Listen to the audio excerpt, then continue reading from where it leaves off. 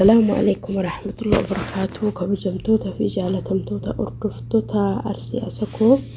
أنا هادفو بغنغان أفتني جويا أمس يويا جنيت الرئيتمان أورمو جرتو نغا كيساني فيادا بغنغات هاتني ساقلين قفاوا نتجرو في أكنا نجرا كان الرلي ألقاسو دادبيجو تشادا ركودا بوني تونا بركايتي بوني انترتيتمنت isitu fide mana ko kayo doanin barbadu aga ke fuddu de min jedo nabira istedemte kan sinin jeda wan yotana na ajaibi keessa wan turban kana hojjetame keessa mucatti hidamte mallaka guma kafala baasa jedan sani baina ajaib sise dalagaan namni dalage ijoolleen Itoophiyaa walii galatti odoo Oromoon jedhin Amaaran jedhin sabaa waliin baasini gurmaanii jechaadha kan kanarraa caalimmoo kan nagammachiise subhanallah arabni illeen jechaadha arabni illeen niyyattee gargaaraa jirti kana jechuun mucayyoon kuni haqa qabdii jechaadha mucayyoon tuni zallamamtuudha jechaadha namni tokko yoo waa nama ajjeesu yookaan waa nama godhu lafaa ka'ee namni waa nama godhu homatu jiraa jechaadha fakkeenyaaf yeroo garii namni keenya wal waanya walitti naafaa jechaadha kan waa nama godhu amma fakkeenyaaf mucayyoon kuni osoo ajjeefteeyyuu isaantu jedha malee lafatti ajjeefne waatu jiraa jechaadha maalifi backgroundin isaa sun osoo qoratamee waatu jiraa jechaadha lubbuu ofii baraaruuf ajjeesti malee namni tokko lafumatti ol ka'ee lubbuu namaa dhiis lubbuu bineensatu hin baasu jecha lafatti lubbuu ofii baraaruuf dirqama lubbuu namaa baasaa jecha kanaafuu akkasii kanammoo rabbiin haqa isii mul'isuun isaa lammi biyya keenyaa miti even mucootanaa lammiin biyya isaanitu lammiin biyya kanaa jechaadha gargaaraa jirani fakkeenyaaf namni TikTok qabdan sirriitti hordoftanii sirriitti dhageettanii dubartiin arabaa wayii waggaa 40 fi ijji argumu maal jedhani mallaqa kana niyyattee gargaarte subhanallah jargitee jedhan ammallee waa hedduu haasa'ama kana jechuun du'aa battaluma sanitti rabbiin dhaga'uu jechaadha nama hedduu du'aa naaf godha waan akkana niyyaa qaba jettee sanuu arabni jecha Itoophiyaa osoo hin ta'in niyyaa kana qaba waan akkana qaba du'aa naa godha jettee hunoo yoo dubbatan akka dhagayetti waan niyyaa san argatanii jedhan kana jechuun maali dharee maal jedhee ergamaan rabbii sallallahu alaihi wasallam nama miidhame yaani du'aa miidhamtoota qeebalamtuudha jedhan ወይስ በአማርኛ የተበደለ ጸሎት ይሰማል jedhan namni fakkeenya fi miidhame namni nama isa miidhe namni haqa qabu abaarus kadhatus ni argata jedhan maaliif jennaan fakkeenyaaf ati nama tokko miitee gadi qabdee namni sun haqa qabaatee haqaan dhaabbatee rabbii ofiisitti yoo himate ni argata jecha asitti wanni hubatuu qabnu mucayyoon kuni osoo dhugaa haqa qabaatu baattee badoo marra ajjeeste sila rabbiin sifaana dhaabbatu jechaadha maal jedhe namichi tokko gaazexenyaan achirratti haasa'e suni akka dubbii jedhan dubbii lafaatanii jedhe dachaaftanii akkan xumurre jedhe adabbii isiif barbaachisu adabamuu qabdi laal argitanii kana jedhee geesse yeroo hedduu maaliif ajjeeftan yoo jedhanii gaafatan jedhe sammuun kiyya yeroo sanitti sirriinan jiru jedhanii deebisan jedhe mee argitanii akkasiin duutu barbaadde odoo inni namni waa itti kalaa'u baate muciyyootan osoo namni tuquu baate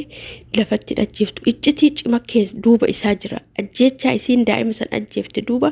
iccitii cima jira maaliin akka jiru mootu nuti hin beeynu rabbii fi muciyyoo sanii faamilii mana saniitu beekaa jechaadha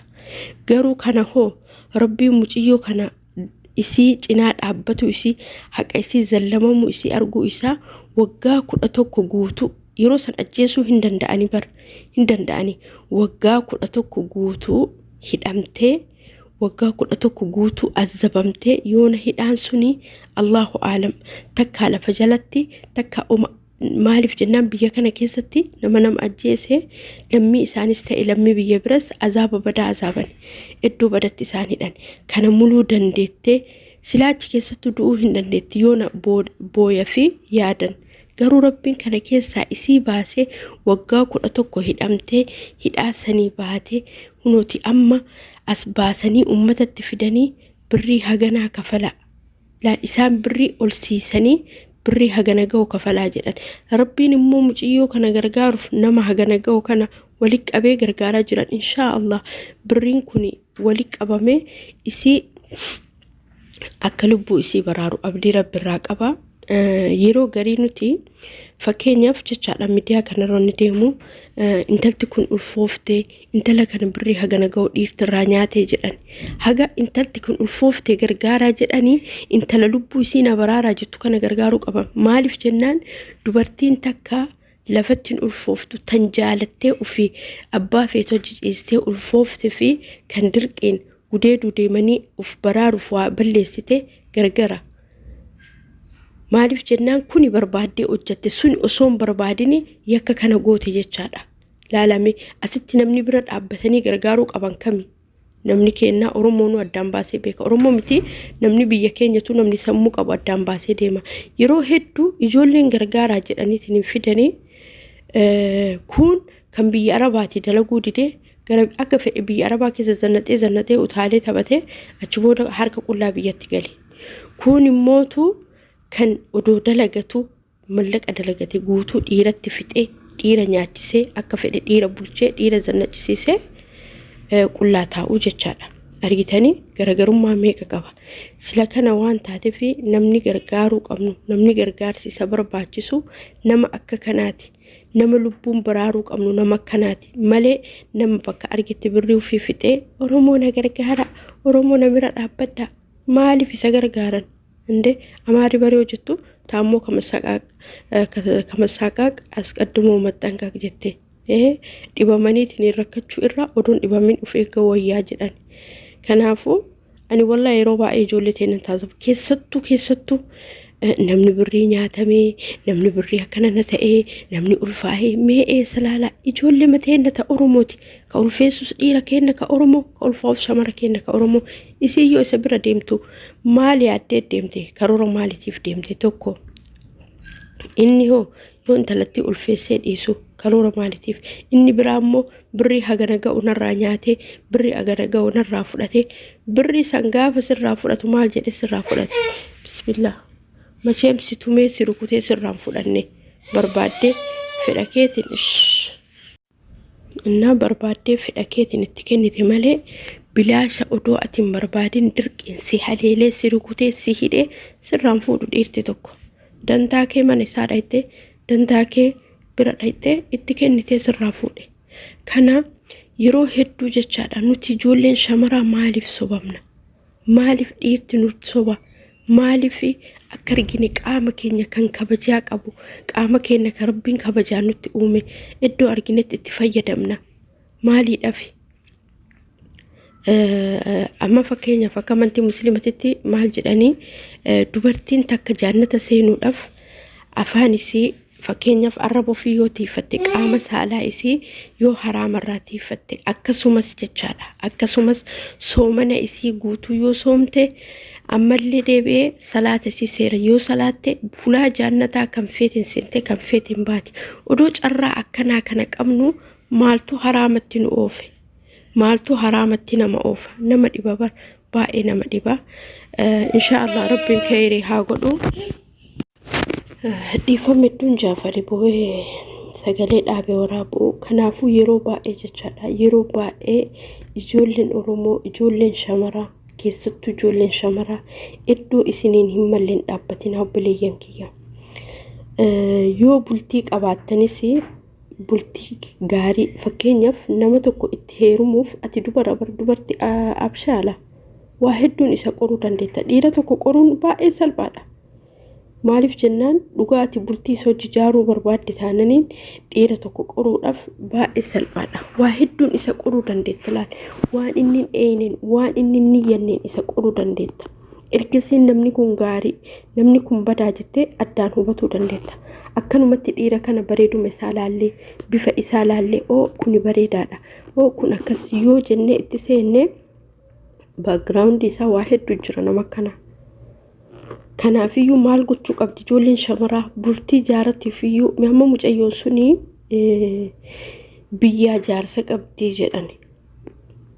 Yeroo baay'ee wanni argamu ijoollee biyyatti jaarsa gatee asitti dhiira biraa waliin jiraatudha jecha. Yeroo hedduu wanti bultii isaanii diiguu isa kana.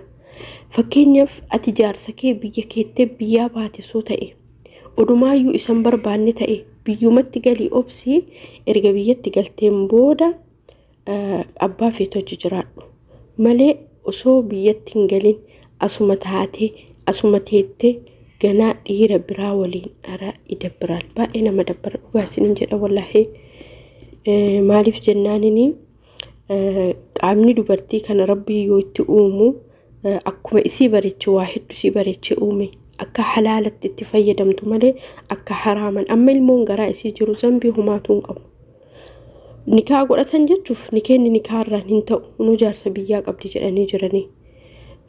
baay'ee ulfaata garuu indee gargaaraadha akkanaadha yeroo baay'ee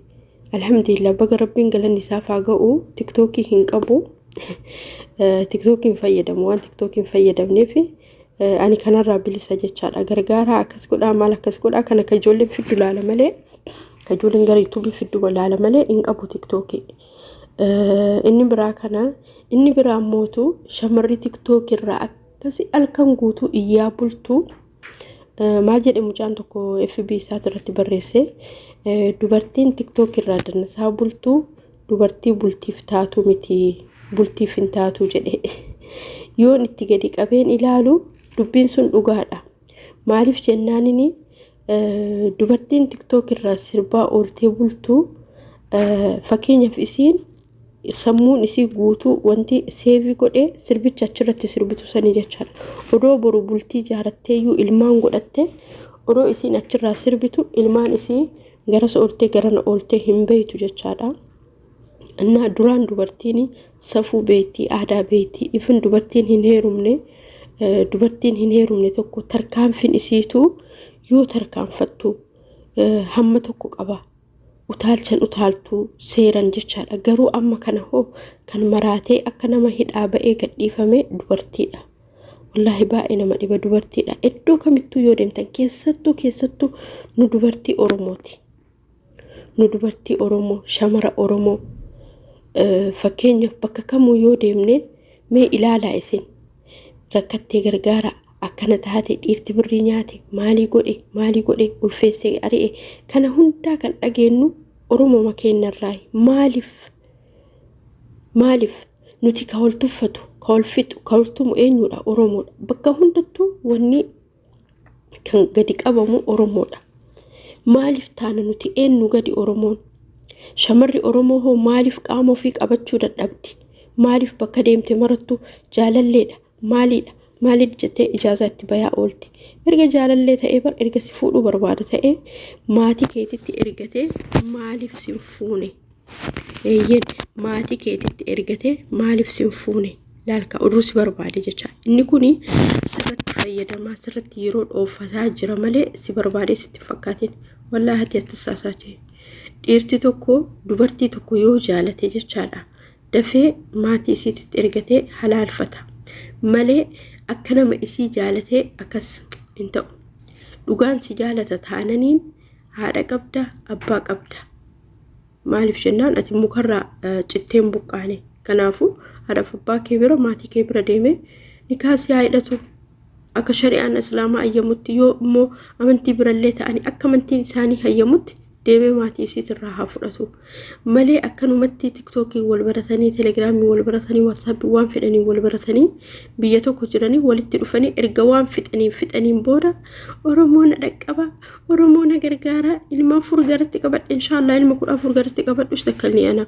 inde ani birri biyya ofiitii kiyyaa ba'eetiin hin dalagatu jedhe kan barbaadde fedha ofiitiin diqaalaa ulfooftee kennuufi no wallahi عند مسجدك يا مسجد ربي يون التنجاري مسجد ربي يو التنجرجاري مسكين يو جرجاري أما اللي يتيم يو جرجاري إدو قدانا قبا مالف جنان جنتك يسد إرجما ربي صلى الله عليه وسلم إسانتنا كليسا إن ربك يبرى يو قواتك ولا فكاد إجل إلى فكاباجة شلا مو دبرتي فدا أفيتين fedha ofii qabachuu dadhabdee deemtee ulfooftu gargaaru bafsumaan hin gargaaru wanna fedhe gala malee hin gargaaru osoo gargaarillee maal gargaara insha Allah yatiima miskiina kan yoo gargaare rabbi kiyyarraa argadhu jecha kana gargaara malee calliseetumaanii isiin kun rakkattee isiin kun akkana taatee lakkin hin gargaaraa lakki bira dhaabbadha bafsum hin gargaaru wallahi hin gargaaru dhimma seeti gaafa deemtee wajji raftu sannatti mari'attee raftee dantaa fedhii ofii wajji raftee kan kanarraa af immoo mucattii dhiyoo sana hiriyaa isii moo jaalallee isii hoteela keessatti birrii isaa iqaamaa isaa paaspoortii isaa irraa fudhatte sanii wallahi wandi jedhaan dhiiran jedhaan ammallee itti dabalin jedhaan maaliif jennaan kan kana caale dhiirti kan kana caale ijoollee teenya godhaa jira waan ta'eef baga itti xiqqeessitan doom silaa'uu dandeette kana caala isa godhuu qabdi tureeyyu baga isatti ammallee taananii maaliif inni kuni jecha inni mucaan kuni lafatti miti achitti isa waame akkas godhe kan immootu intalallee manatti jala hatte jedhan backgroundii isaa odoo tolchanii seeran qoratanii waattu jira tarii mucaan sun intalatti isa wajjin tana sobaa jiran jecha walii galanii lafatti miti dubartiin tokko abshaala dubartiin kamuu lafatti waan balleessitu lafatti waan gootu homatu jira jechaadha homatu jira waa irratti dhaabbatteeti dubartiin kawaa hojjettu yookaan kawaa balleessitu malee lafaa kaatee gowwaadhaa miti dubartiin laal dubartiin qaruuxeedha ani wallahi baga itti xiqqeessiteen jedheen odoo bira jiraadhe itti dabali guyyaa bira illee kanaafuu seenaa kana somatti suudii kanattis muciyyoon takka makkaa kanatti waan akkasii irratti hojjette ijaazaa baafatee hoteela fidee iqaamaa isaa paaspoora isaa qulfii sayyaaraa waan hunda even huccuu isaa jalaa fudhatteetiin deemte hoteelatti sagattee odoo inni rafuu innaa wanti akkasii kun bareeda itti xiqqeessanii indoom itti dabalaa jedhaan ani ijoollee akkasiitiin akka kana obboleeyyan kiyya ijoollee shamaraa ijoolleen keessattuu daaspooraa namni hedduun kennaa faamiliin kenna qabaataadha faamiliin kenna kana jenna no kazaaba faamiliin kee osoo qabeenyi isaa isarra taree si ga'u taate biyyaan baatu ture kana beeki faamiliin kee ni qaba garuu qabeenya ofiin bulchu qaba qabeenya siin bulchu osoo hin taane